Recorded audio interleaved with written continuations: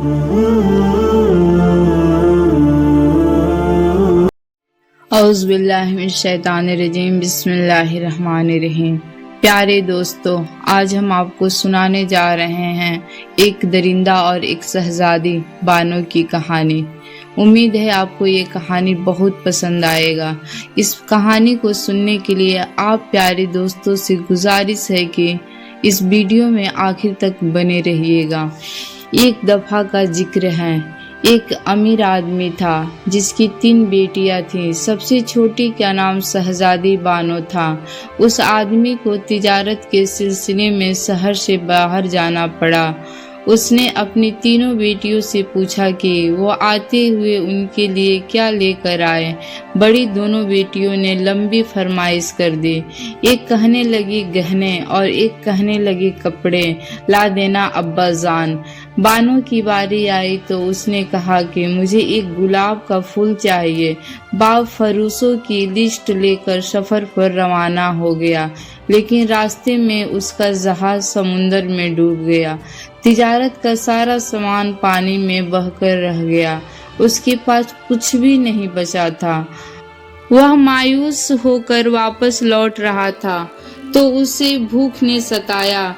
उसने देखा कि उसके सामने एक बड़ा सा महल है और बाहर बहुत खूबसूरत फूल लगे हुए हैं। ये महल के अंदर चला गया। उसने लोगों को आवाज दी, लेकिन वहाँ कोई नहीं था। उसने महल के एक बड़े कमरे में जाकर थोड़ी देर आराम किया, फिर टेबल पर लगा खाना खाया। पेट भर खाना खाने के बाद उसने वापस रवाना होने का सोचा तो बाहर देखा एक फूल की कतार लगी हुई थी। तो उसे बानो की याद आई और उसने वहां से एक फूल तोड़ लिया। जैसे ही एक उसने फूल तोड़ा तो वहां एक दरिंदा आ गया, जिसे देखकर आदमी खौफजदा होकर रह गया था। उस बंदे ने उससे कहा कि तुमने मेरे घर से खाना खाया और मेरे घर पर आराम किया और तुम्हें अब उसका बदला देना पड़ेगा। उस आदमी ने कहा कि मैं क्या करूं?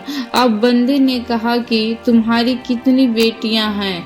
उस आदमी ने जवाब दिया, मेरी 3 बेटियां हैं। बंदे ने कहा कि उनमें से जो सबसे खूबसूरत होगी तुम उसको मेरे पास भेजोगे, वरना मैं तुम्हें तुम्हारी बेटियों को मार डालूंगा। मैं घर आया तो उस दरिंदे की बात बार बार याद आ रही थी। जब लड़कियों ने अपनी अपनी चीजों का मतलबा किया तो उस आदमी ने अपनी बेटियों को पूरा वाकया सुनाया, लेकिन बड़ी दोनों बेटियों ने एक बंदे के पास जाने से मना कर दिया। उस आदमी ने कहा कि अगर तुम तीनों में से अगर कोई भी न गया तो वह तुम तीनों को मार डालेगा। यह सुनकर छोटी बेटी बानो बोल पड़ी, कहा मैं उस बंदे के पास जाऊंगी। वो आदमी जोर जोर से रोने लगा और कहने लगा कि वह उस दरिंदे ने शर्त रखी है कि तुम अब हमसे दोबारा कभी नहीं मिलोगे। बंदी लेकिन वह अपने माँ बाप और बहन से दूर होकर बहुत उदास थी और रोने लगी। अब उसका दरिंदे के पास जाने का समय आ गया था।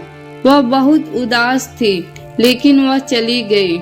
वह दरिंदा उसका बहुत ख्याल रखता था, लेकिन उससे वह बहुत डरती थी।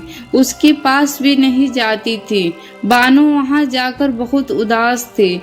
उधर दरिंदे ने देखा कि वह बहुत कमजोर हो रही है और बहुत बीमार रहने लगी है, तो उसने उसके बाप के पास भेज दिया और कहा कि अगर तुमने वापस आकर मुझसे शादी न की तो मैं मर जाऊंगा। बानो बहुत खुश हुई और वापस अपने घर चली गई। जाकर दरिंदे को बिल्कुल भूल चुकी थी। हफ्ते गुजरने के बाद एक रात बानो को ख्वाब आया कि दरिंदा महल के बालकनी में लेटा मर रहा है। वो बहुत परेशान हो गई। उसने अगली सुबह ही वापस जाने का फैसला किया, लेकिन उसके बाप ने उससे कहा कि तुमको वहाँ वापस जाने की जरूरत नहीं है। वो बहुत खौफजदा थी। वह जबरदस्ती वहाँ चली गई। उसने वहाँ जाकर देखा तो सच में वो दरिंदा वहाँ लेटा हुआ था। उसने उस दरिंदे का हाथ पकड़ा तो वह दरिंदा एक इंसान में तब्दील हो गया।